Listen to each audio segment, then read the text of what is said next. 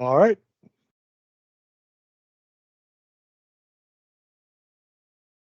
Good evening, everybody. Thanks for attending. My name is Jackie Krawczak. I am here for Equip Live tonight. This is kind of a part 2, but it was sort of a add-on part 2 because after our last Equipped Live, which would have been August, hard to believe it's already that far into September for our next one, we had people, it was about succession planning, and we had people say, well, that was awfully vague, and we'd like, some more specific information, or maybe not so futuristic, maybe a little, closer to the here and now. And so we thought maybe we would try and clear some of that up. Plus, we know there was kind of a short ending to that. We cut out because there were some technical issues. So we're going to try part 2 today. So before, let's see, I'm going to get Greg live here, and then I guess we can go into some questions. So give me 1 second. All right, welcome back to Equip Live, Greg, and thank you. Well, thank you. So before we kind of talk more about the immediate future succession plan of the IFMC, let's kind of briefly recap to kind of put a summary on, or maybe some clarification on the last Equip Live that we have, the long-term succession plan. So can you give us kind of just a summary about long-term succession planning for the IFMC? Sure. Maybe a place to start, and I can appreciate people wanting more specifics, but I think the thing we need to realize there too is that the IFMC is a consortium. And so as a consortium, that is not a typical legal entity with typical structure to it. So, a consortium is an informal cooperation, in this case, amongst a number of business units. And those business units do have some standard or fairly typical ownership and leadership, but there is variation within those business units. And so, as I answer the questions and answered them last time, I was really trying to answer at a business unit level, but there's not one answer that fits all of the corporations. So the thing to keep in mind is it's not a typical structure. It is more of a free market, and it is a consortium. But with all that said, if we look at where this started back in the mid 70s with initially just Ron and I getting together, but then over the last few decades, essentially what we've done is we've promoted or facilitated informal leaders to start leading. Typically groups of 7 is the target, but that can vary. And then some of those folks end up being leaders of other leaders, and some of those will end up advancing to management type roles like sales management, engineering management, supply chain operations.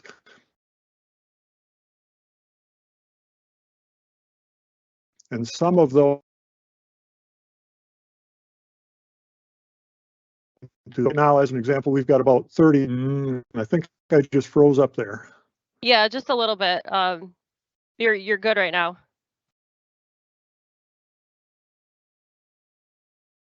Am I? Okay. Yep. Sorry about that. I'm not sure where I dropped off, but we've advanced folks to vice president level. Right now, there are about 30 vice presidents.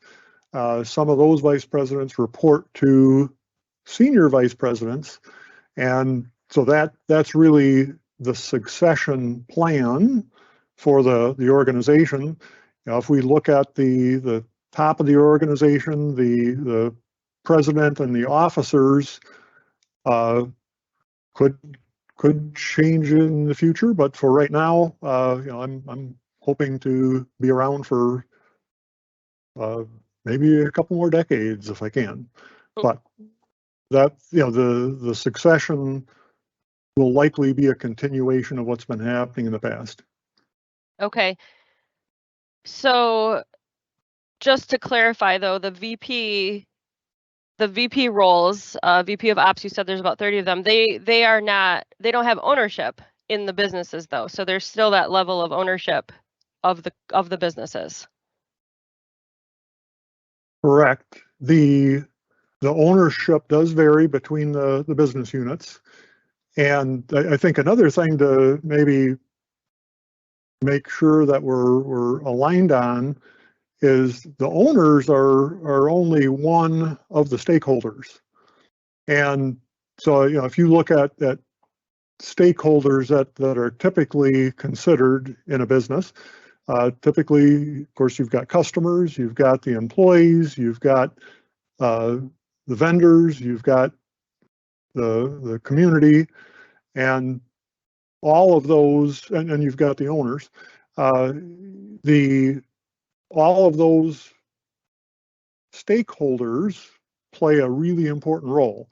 And so they all need to be coming to the party, so to speak, and participating and cooperating with each other. And if they're not all happy and aligned, then you're not going to be successful. And so with that said, the owners, there's in the startup world, and that's kind of the game that we tend to play. We start early stage and then advance those companies into a growth phase.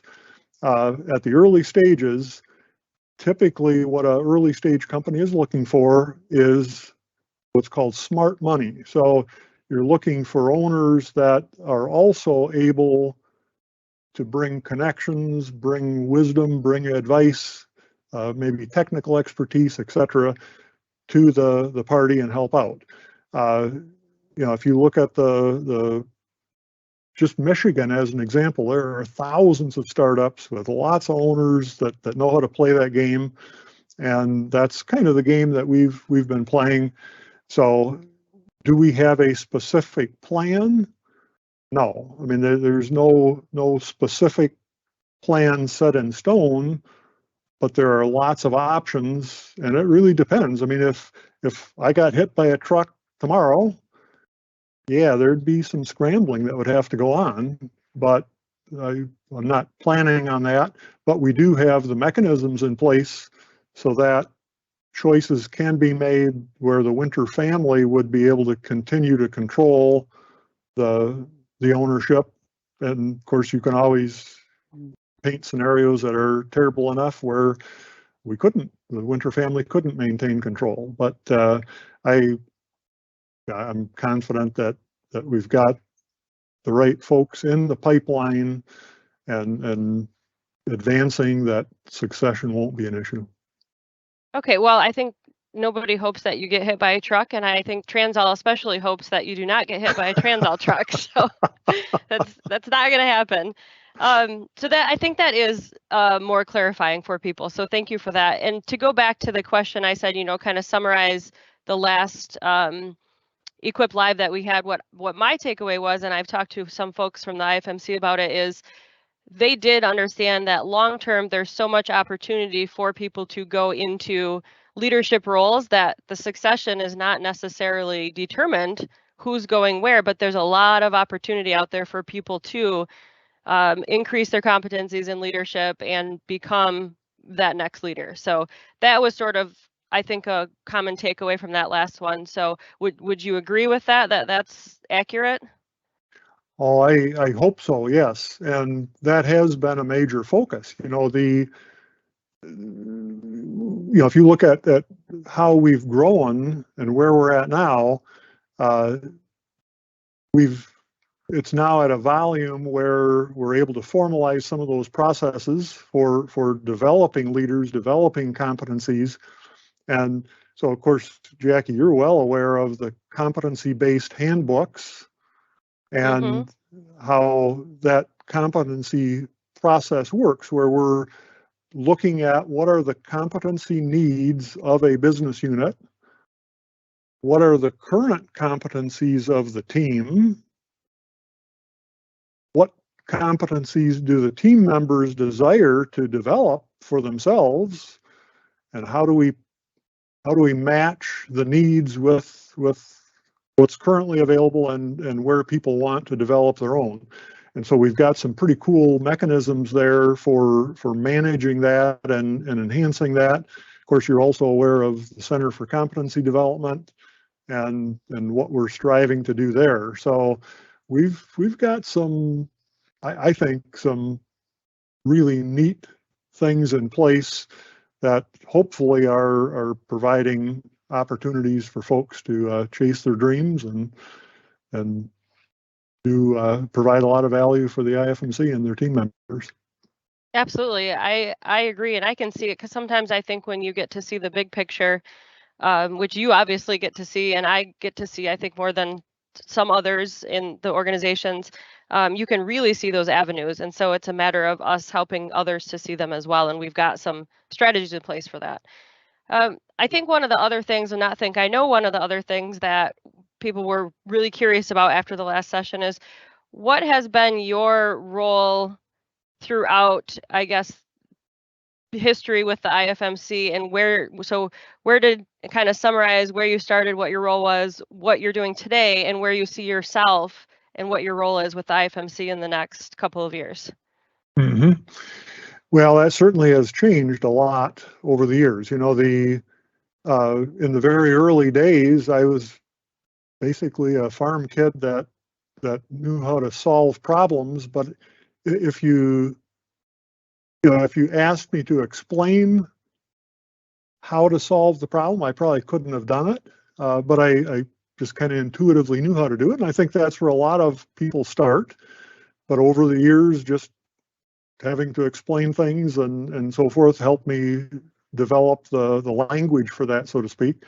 But of course, in the real early days, the focus was on solving problems.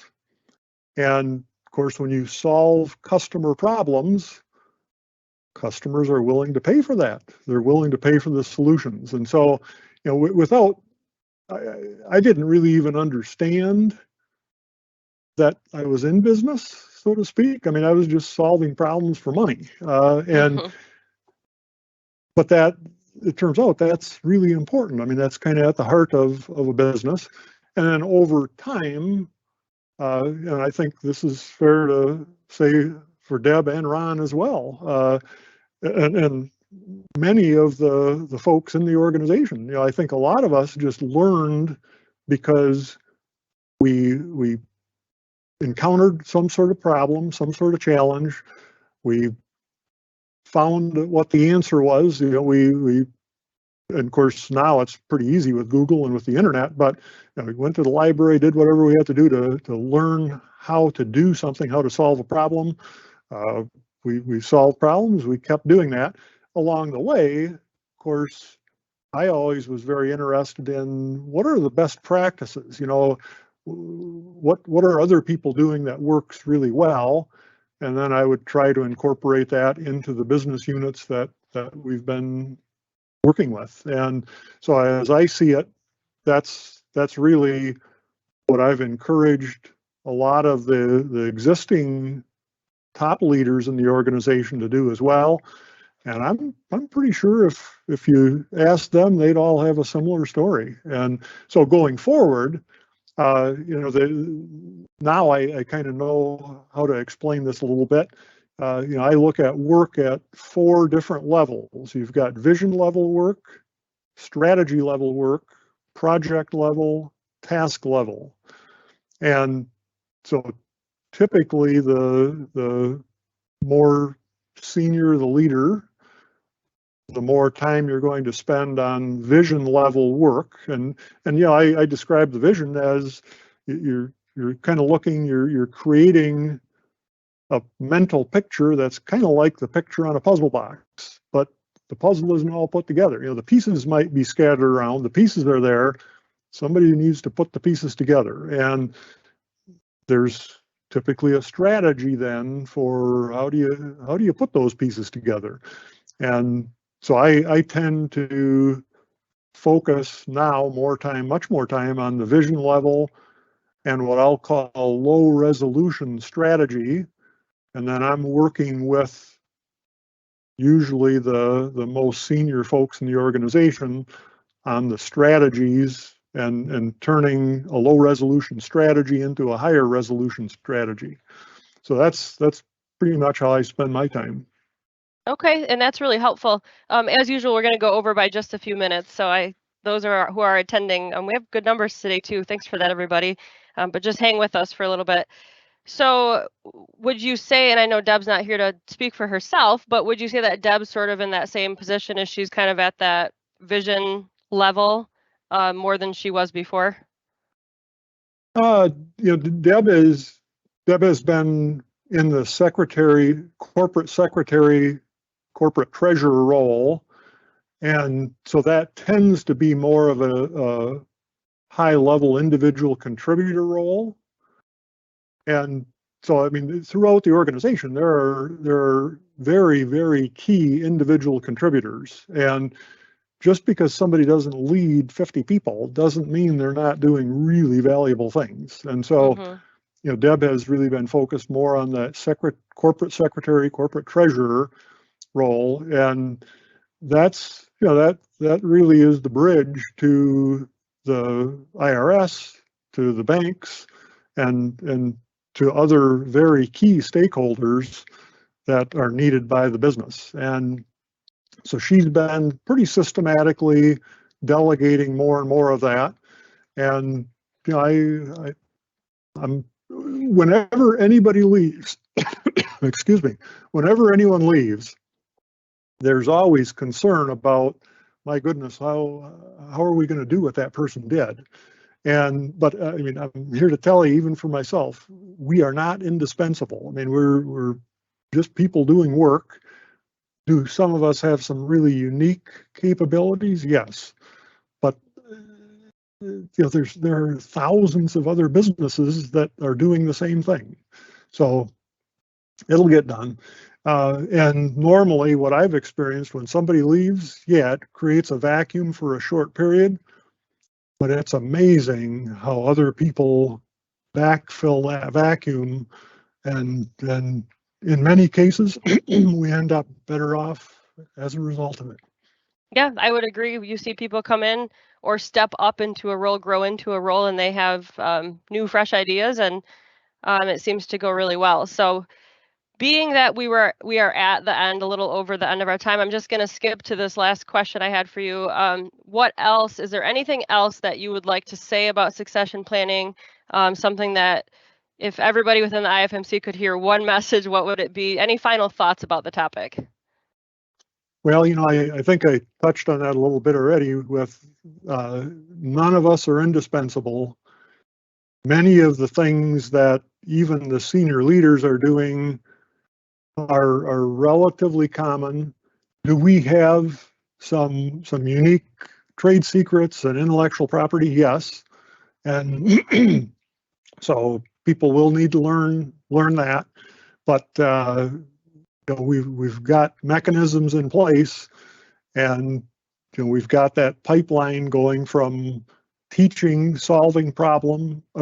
solving, excuse me, to leaders of groups of 7, leaders of leaders, management, vice president, and that's not to rule out that there won't be other presidents as well. But the president role, it's an officer role. It has a lot of fiduciary responsibility, and there's some pretty unique characteristics to that not everyone would want. And so that does take a special person. But my hope is we continue to grow, and that we continue to develop folks and keep building organizations. Absolutely. Thank you for your time. We just are rolling out this week a new orientation program, so it's a quick kind of overall big picture snapshot of the IFMC, and I did a session on it today. And one of the things that we're trying to get new employees to understand is you don't increase your position or grow in your career just because of longevity. It's because of the value that you're adding and the hard work and the positive attitude and all those sorts of things. So, and we see that very strongly here. So I think that out of all the succession stuff, I think that's really key takeaway is if you want that position of where you're growing and you take a step up in your career, then you know the things that you have to do. So appreciate your time today. As always, I think this was informative, and I do think we clarified some things for some people. So any final thoughts from you on anything at all? The thing I would say is that we are very interested in helping people advance, but they have to do the work themselves. They need to want to advance themselves, but there's quite a vacuum at the top of the organization, and so if people want to put in the work, there's plenty of opportunity. So Absolutely. thanks, everyone. Yep. Thanks, Greg. Bye, everybody. You'll get an announcement soon regarding the next Equip Live.